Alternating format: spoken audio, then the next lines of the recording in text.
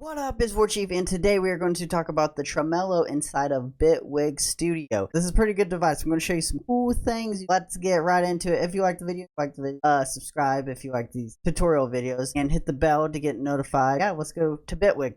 Go.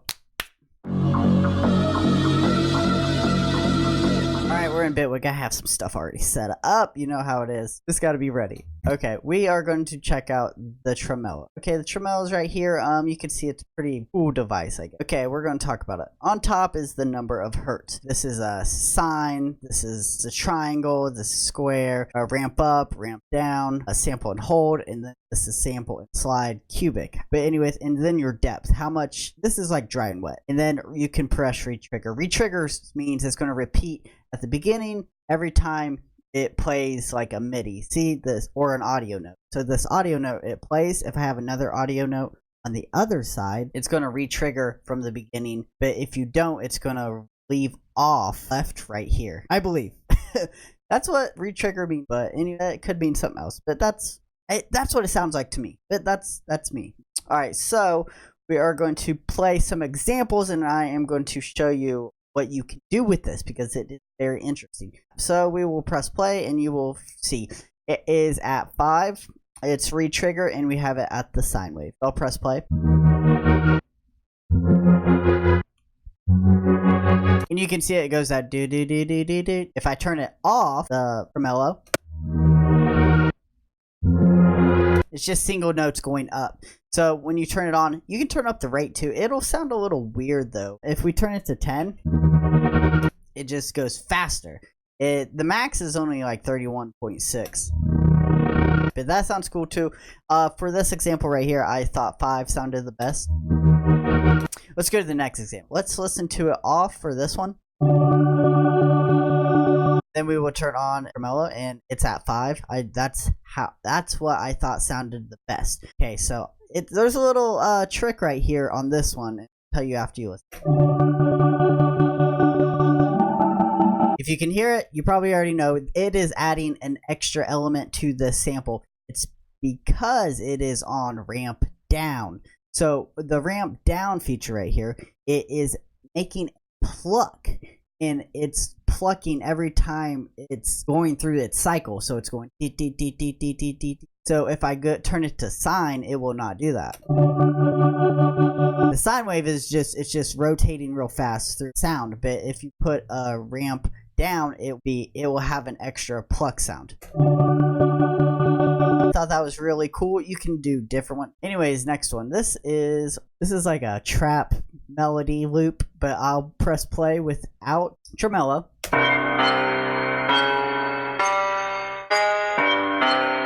So when we turn on the Tremolo, turn it to sine wave, it's gonna do that little like, it's kind of like a delay effect, but then if you press the ramp down, it adds an extra like pluck. Let's get into actually automating the Tremolo. This right here, I was like, first of all, let's play the sample down here. I was listening to this and I was like, man, I feel like I can make this. It's like a fluttery sound. And I was like, man, I bet I can make it with Tremolo. So that's how this whole thing started. So that's what I did. I have it set to 8.4, but I just got it up there between 7 and the original sound. So let's turn on the Tremolo, set to re-trigger. It sounds really cool, and I put it on ramp down. It just sounded the best for me. 50% depth. That's what it sounds like.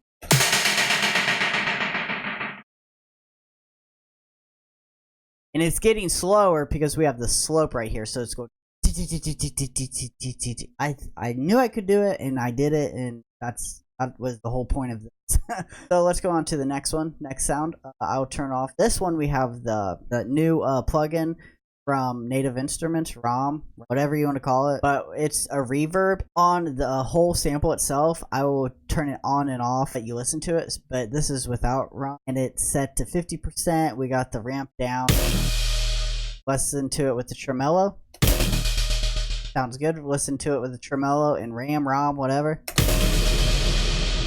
gives it a lot more space. But anyways, let's go on to the next one. This right here, this sample, I really like.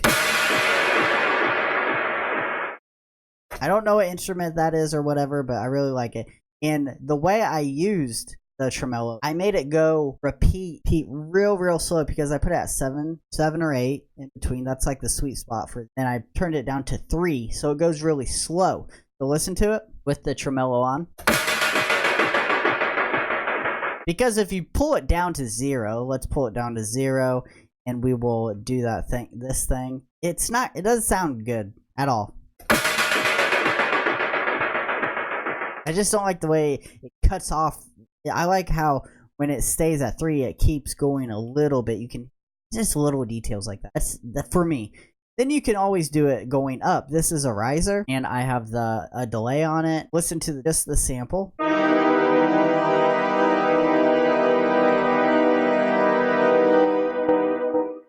And you can hear the delay right there.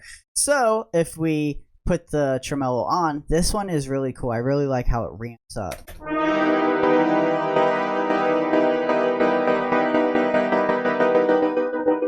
And that delay just makes it real subtle and it keeps going. It sounds, woo, real nice. This is the last one. It has that rom, whatever you want to call it.